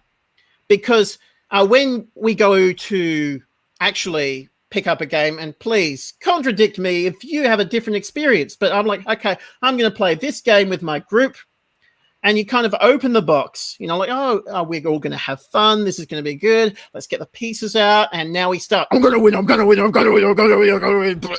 Oh, and that was a good experience. And from the time the game starts to it finishes, I'm not trying to have fun, I'm trying to end you all so I win. Oh, that was fun. And that comes at the end. But as a tester, looking for the fun, you can find it. Players don't look for the fun. And so I'm like, no, I don't want you to look for the fun. I don't want you to try to have fun. I want you to try to win and see if trying to win generates fun. Because if trying to win is not fun, that's an issue. And so I don't ask anything about their feelings until the game's over. Because I don't want them thinking about their feelings. Because when I buy a new game and I'm playing and I'm trying to win, I'm not going, and now I am engaging with the theme of the game. No, that's not what happens. And I've designed my game in such a way that assumes the players they're not trying to have fun. They want to win. And the only way to win is to have fun. I am not letting anyone who's not having fun win my game. And that's the design philosophy of how I make games. I like what you're saying. I think that's, let me get rid of that banner. Let me lead into the pitfalls of running a tournament to test a thing, which is it's got to be fairly well developed already. Because look, as Aquasulus Alex said earlier on, you know, when you're testing, you're trying to test all sorts of things. Your story is better than mine. You just tell your story, because I don't have anything to match that. Which story? Yeah, you were telling me about a pitfall you've experienced while incentivizing people to play your game, yes? Me? Colluding? Which pitfall? I think, no, where you said that there were some people who were working together when they should have been competing. I can't remember saying that. Oh, you're telling me that story, I'm sure. I hope I'm... You said you were testing your story. You had a big prize for the winner. No, now I'm telling your story. You had a big prize for the winner. Oh, yeah. Tell the story. Okay, yeah. So, look, that's definitely a potential pitfall that people might want to game the system and might, you know, there might be king making going on. Yeah, we talked about king making for sure. But I didn't have a good experience. That didn't happen. when I tried, but it happened for you. I think you should tell everyone your story of when it But, happened for you, no, because it didn't happen for I me. want to tell a different story first. Okay. I want to tell the story of, well, not just the story, but the fact that when you're testing a game, sure, you might be like, okay, this is a fairly well done thing. Does it work? And at that point, testing it in a tournaments environment, that makes sense. I would say running an actual tournament, like let's say we're saying, okay, you get so many points for a win and maybe a point for second place or something like that, and incentivize what you want people to be incentivized towards, and then run a bunch of games, and then the final winner gets some big prize. That makes sense to me.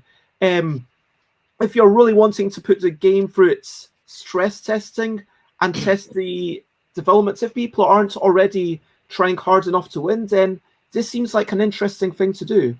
But earlier on, it's not really look, this sorts of testing, it's not really suitable for, okay, there are some social games that you can't play them in a tournament setting. Oh, yes, that yes. means they are worse games. They are worse games for that purpose. If you are Xate, they are probably worse games for you. Almost certainly all of these games are worse games for you. Like Fable, it's a storytelling activity. How are you going to test that? There is no winner. The rules actually say if anyone is happy, everybody wins. Because the point of that game is to tell a story that makes, at least some people around the table happy. And it's like, yeah, you might not be happy, but, they were happy, so, yay, you still win. You don't have to be happy. You just have to have someone at the table who's happy. And then, yay. The other thing that I wanted to say was that earlier on, let's say I've got this matching game and then there's this unique bit about it. And it's like, okay, there's a lot that's wrong with it. But I just want to be like, is this one mechanism fun? I know that the game isn't working. I know that the game isn't balanced. I just want to see, is the central mechanism fun?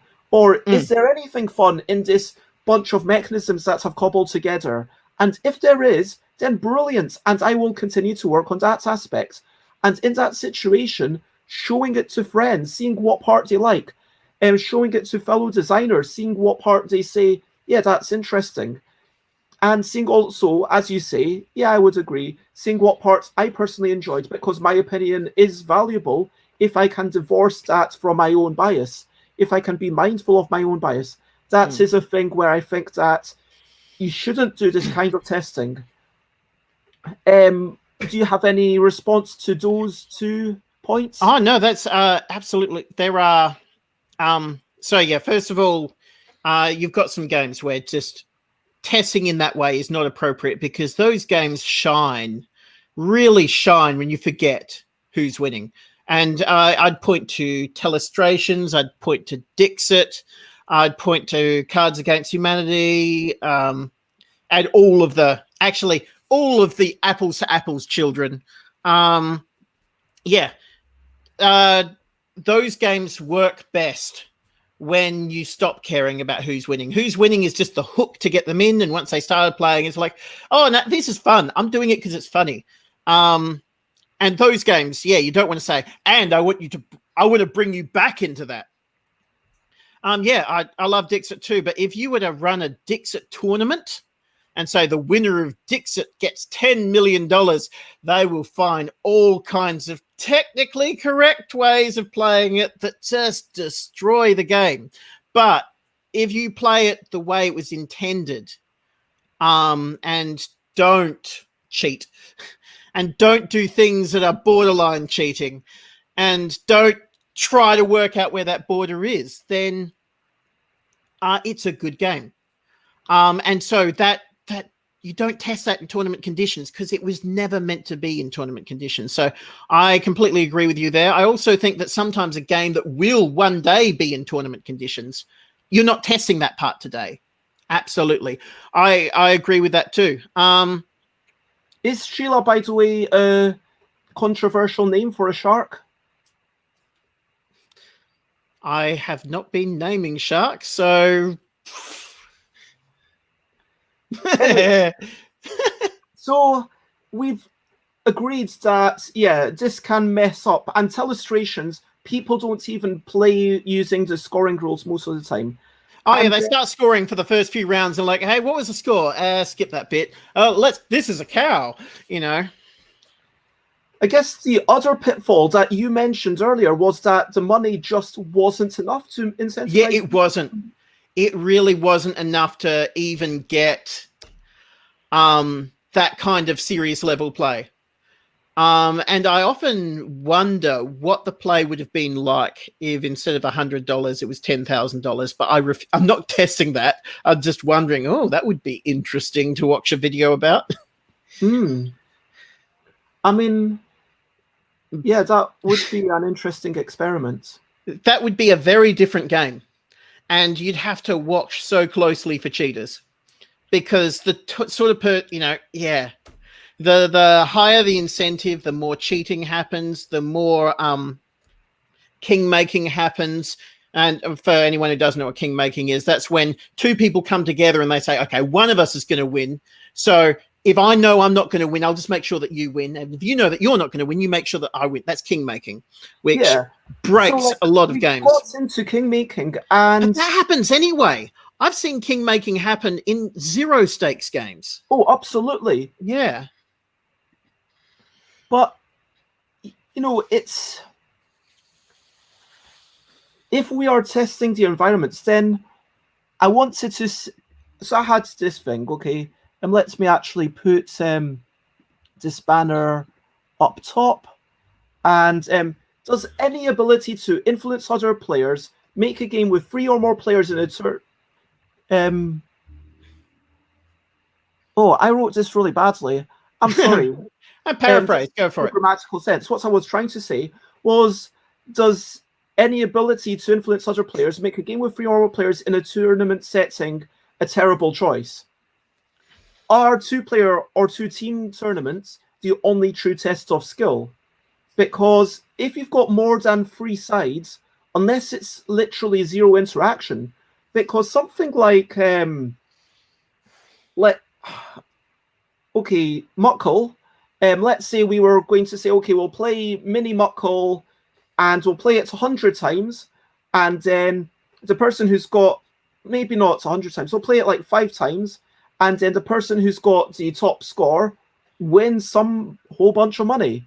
Well, it doesn't, or maybe that's not what you want to incentivize. You say, okay, it's going to be based on a first, second ranking system, but there is 0 interaction in that game. You can't steal letters from other people. It's just these letters come up, you put them on the table, and so because there's 0 interaction, yeah, you could have 100 people. There is no king making. There's no ability to say, okay, I want that person to win. But as soon as you've got 3, 4, or 5 people, okay, look, I had this experience at Tabletop Gaming Live 2019, where I think it was Jim Osman, and we found out their name yesterday. I think it was Leola. Yeah, I think it was Leola. Anyway, so Jim, basically in Kitty Cataclysm, was like, okay, the winner of this tournament is going to get all of Bez's games. And that's basically 100 quid's worth of stuff, which I've decided now I don't... It's like a choice. If when we get back into things, it'll probably be, okay, you get any 2 of my things. And so maybe someone will choose the more expensive things, whatever, but like, you get 2. That's like, and then the second place wins 1. Because at least there, and maybe even the third place wins 1, but like they get to choose third. So maybe if their thing was actually already chosen, then there's a little incentive to be first place. And so you're getting, yeah, I get to choose 2 things. And second place, yeah, I get to choose second. But when it's first place gets everything, no one else gets anything. Then what that meant was that in a 5-player final, Jim was, okay, I've got this card, donate any play again. I've got some pretty good cards here. Well, I'm going to give all my cards to Leola. That ends the game. Okay, Leola, do you win? Brilliant, because I happen to live with Leola. What's a surprise? And they are my partner. And now we're going to go home and we're going to enjoy all these games together. And that really taught me something. I mean, it was like, okay, I don't know how I feel about that. And that king making is a big thing. And then the other personal story that I want to get into is that it can create a really negative atmosphere if it is too much of a prize for first, nothing for second. There's been a talk about distributions, a bit more flat distribution, where maybe instead of having 10 grand for first place, nothing for second, maybe you'd be like, okay, 5 grand for, if let's say you've got 30 people in this tournament, okay, 5 grand for first place, 3 grand for second, 1 grand for like third and fourth, something like that. And then, because the problem with having too big a drop is that then at the last game, you have people doing things which are technically within the rules, but are just clearly bad sportsmanship. Because I had this happen on the final day at Essen. So Essen, every day I ran the same tournament, the same way I'd been doing it for a while. First place wins everything, second place wins nothing. And then this isn't even me trying to test my games. This is me trying to just promote them and have fun with them. Do you know what I mean? It was meant to be a good time. It was meant to be fun. And it was not. Because everyone had a good time until it came to the final. And then the person in the end, they were kind of like shouting, like it's a game about, it was categorical. It is a game about shouting but they were like almost getting into the other person's face. Like they were slamming the cards super aggressively. And then the other person, you could see them like they were withdrawing. They were like, oh my God, like this, they were feeling a bit, whoa, this is getting a bit violent just because of the way they're slamming the table. Do you know what I mean? And I think that parts of that was because of my actions. I feel responsibility for that. And so after that, I had a big ponder and was like, yeah, I'm never going to do this kind of tournaments again. I'm always going to flatten the prize structure. And in Dragon Meet, in Glasgow Games Festival, I think it was like 3 for first and then 1 for like the remainder of the top 5. And so literally, maybe I get 10 people for the tournament. Everyone in the top 5 gets a game. It's like, okay, I give out a roughly equal amounts of stuff. I still give away all my things. And maybe like first place gets, and like, it just felt like it made it more, yes, I still want to win. I'm excited to win. But behind it all, it's not enough to break that social taboo of being a decent human. Do you know what I mean? Oh, yeah. Some people are indecent humans even before you put any structure in there. So they're an indecent human while you're dealing them in. It's just, there are indecent humans everywhere, and there's some of them will end up in your game. As for king making, you could write an entire thesis about how to mitigate it in all of its forms. And I'm sure there'd be some great, I'm sure that you could make a big fat game theory textbook about how to avoid it in rational players. And then you could write a big psychology textbook in how to avoid it in actual players. It is a huge topic. But one thing I will say is that poker doesn't have a king-making problem. And it has interaction. So some games have achieved it. And, you know, how can you tell if a game's achieved it? Play it a lot. It's, yeah, whether or not a game has a king-making problem, you can kind of get a sense from reading the rules. But the levels of interaction, they're... Because poker does have a lot of interaction, but there's no king-making. There is interaction, but it's not a take-that game. Kitty Cataclysm, it's you steal from other people. Any game where you're actually attacking other people, it's about targeted interaction. Do you not see? Yes. And that's the thing. Because if you're... And so, look, yes, king-making is an very deep issue, and maybe like you kind of agreed to come back in a couple of weeks. That would be interesting. Maybe we could talk all about king making or about something else. Yeah, it goes deep. Yeah. I mean, king making is a big thing, and I just want to say bye to Alex, who's been leaving. I would like to at this point in time, let's make sure we've addressed all these questions, if you know what I mean. Oh, yep. So the fundamental question, can we motivate people to study the game and exploit any weaknesses? It sounds like only if you offer a much larger amount of money than it would be financially viable for. Or get me to play. I will do that. Oh, yes. Competitive people. I mean, what I'm hearing is that it's more about the people you choose than any price structure. No, everyone has their price. Everyone, there's a certain amount of money where they're like, okay, let's do this. But for some people, you could make them pay to, like, this is $10. You would be like, okay, it's clearly there's something on the table. I mean, with some people, it's like, if you win, you owe me $10. I will win anyway. You know, it's just personality.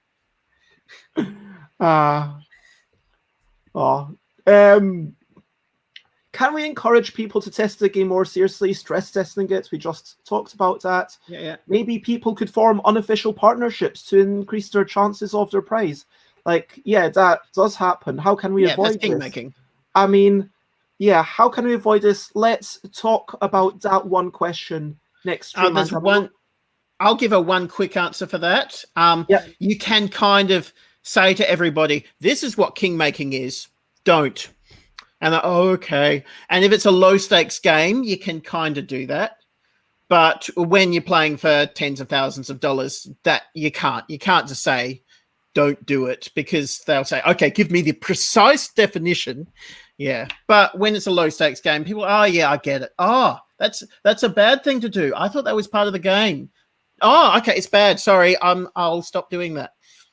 It's such a fuzzy line of what is kingmaking. I mean, obviously, playing a donate any, play again, where you donate all your, where you've got a brilliant hand, you donate all those good cards to your romantic partner, and then you can't play again, so the game ends. That's clearly kingmaking. But then between that, there's a kind of fuzzy line. Let's say someone's donating cards. Should I start saying, well, you can only donate cards if they're bad cards? Well, how do I gauge that? Yeah. Oh, you can only steal cards if you wanted to steal from them to win the game. Like, targeted interaction. I challenge you to write a tournament rule set for Kitty Cataclysm, and I don't think that you could. Yeah, you can't do it. But I did, like, I've had situations where I've been in a group of people and there was kingmaking going on, and I said, no, you can't be kingmaking. What's kingmaking? I explained what kingmaking is. Oh, I'm sorry. Yes, I was doing that, wasn't I? Did that destroy the game for everyone when I did that? Yeah, it did. We all stopped having fun when you did that. Can we play the game again, but you stopped doing that? Oh, okay. Yeah, sure. And they don't do it again.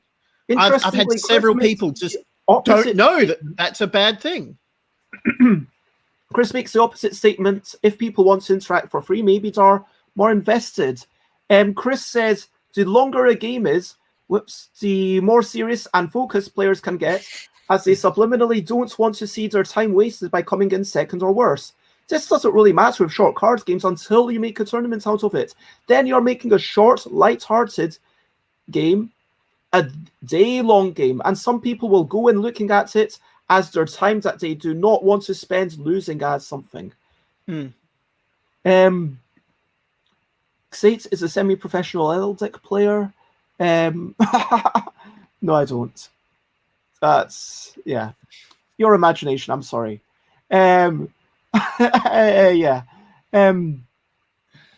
Okay, so tournaments rule, you can't play in a round with anyone you know.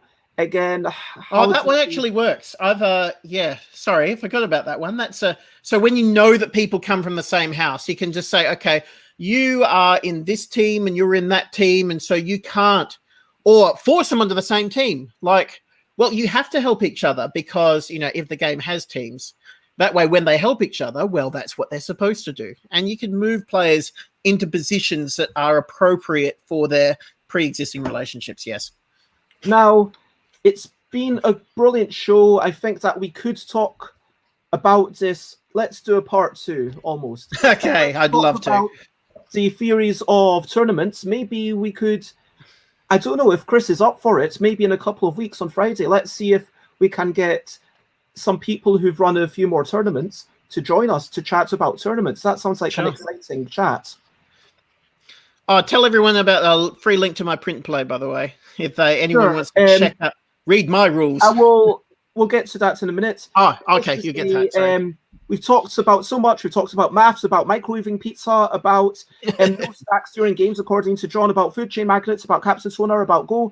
We talked about how $100 Australian is not high stakes enough for at least some subset of the audience. About no one learns the rules. Folk didn't come back. 9 players came. 4 people, were there at the end. And it was like actually 8 people came and 3 of them remained, you could say, because one of them was you. Yeah. We talked about having something loved, which is so much important than having it liked by everyone. We talked about the fact that the good thing of running a tournament for testing is getting folk at all, making sure that folk try to win. The negatives, it could give you bad information for party games, for finding fun, for, when you're doing early changes, and how much is actually enough to incentivize people, and about the whole king-making situation of running a good tournament. And then I think that's going to be a really interesting thing to chat about. If you want to find me, I am stuffbez.com, stuffbez.bigcartel.com, to buy my stuff, twitter.com/stuffbez, where you can find lots of information. Instagram.com/stuffbez is where I post pictures. Twitch.tv/stuffbez is the best place to join in the streaming chat. Facebook.com/stuffbez and stuffbez@gmail.com if you wish to email me. Now, Jonathan has a couple of links which I'm going to share in the Twitch. It should just be one. Is there more than one? Well, if there's a second one, what's the other thing too? Definitely not cut off is this one. So you've got. Oh no, that's just my personal biz. That's who I am.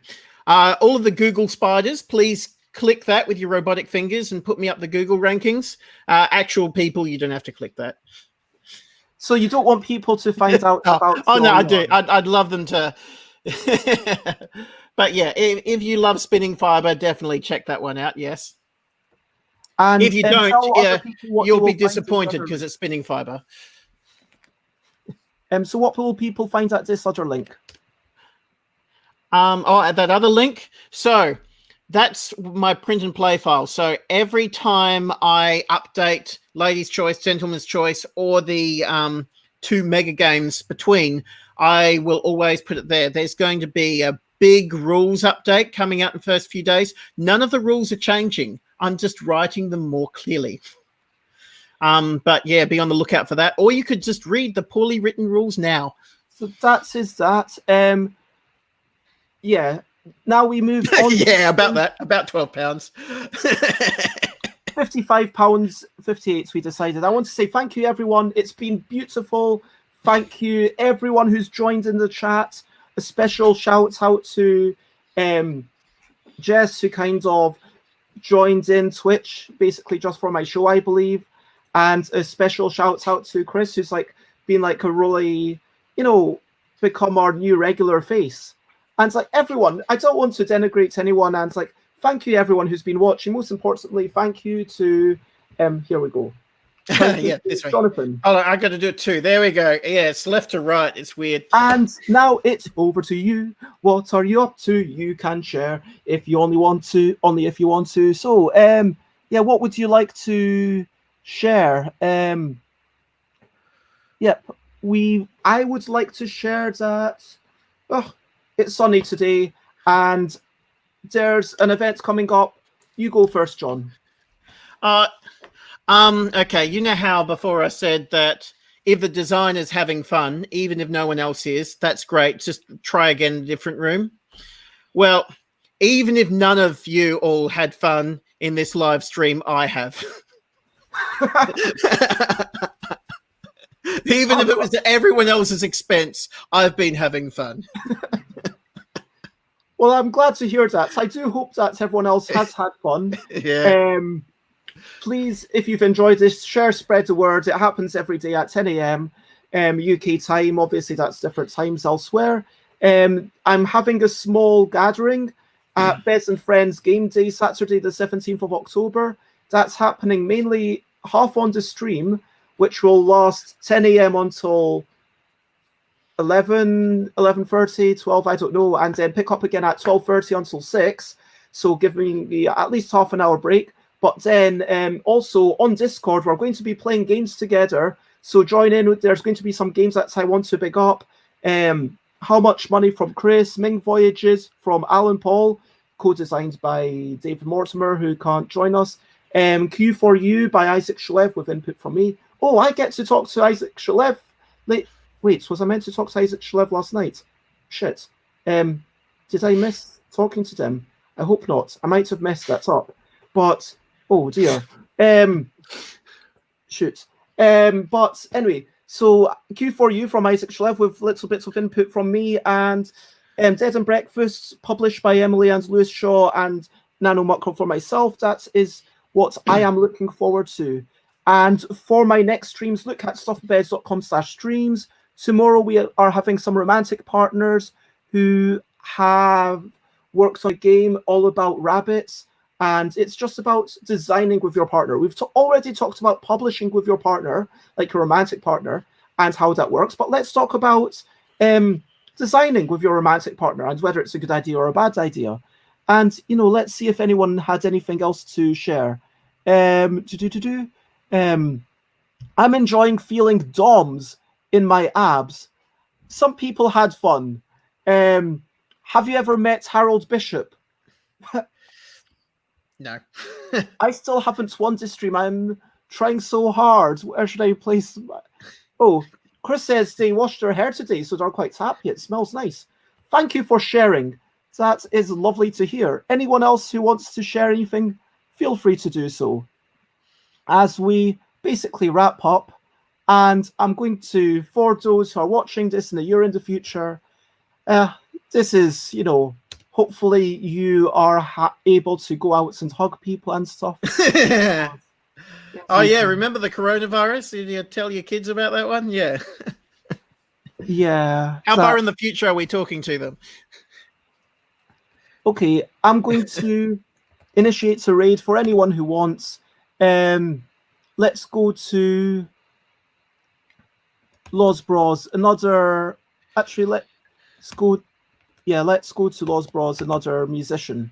And so if you're in Twitch, you will get to join that.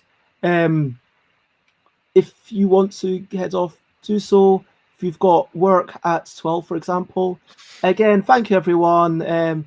Now, there is only one thing left to do, and that one thing left to do is to say bye, bye, bye, bye. This is a goodbye song. Bye, bye, bye, bye. Thank you for watching along. Bye, bye, bye, bye. This is the end of the show. Bye, bye, bye, bye. And now it's time to go. Bye, bye, bye, bye. This is a goodbye song. Bye, bye, bye, bye. Thank you for watching along. Bye, bye, bye, bye. This is the end of the show. Are you not going to say bye, John? Bye. Bye. Bye. I don't know the lyrics. Bye. And now it's time to go. Exactly. There we go. Bye bye. Everyone Bye. say hello to us, bros.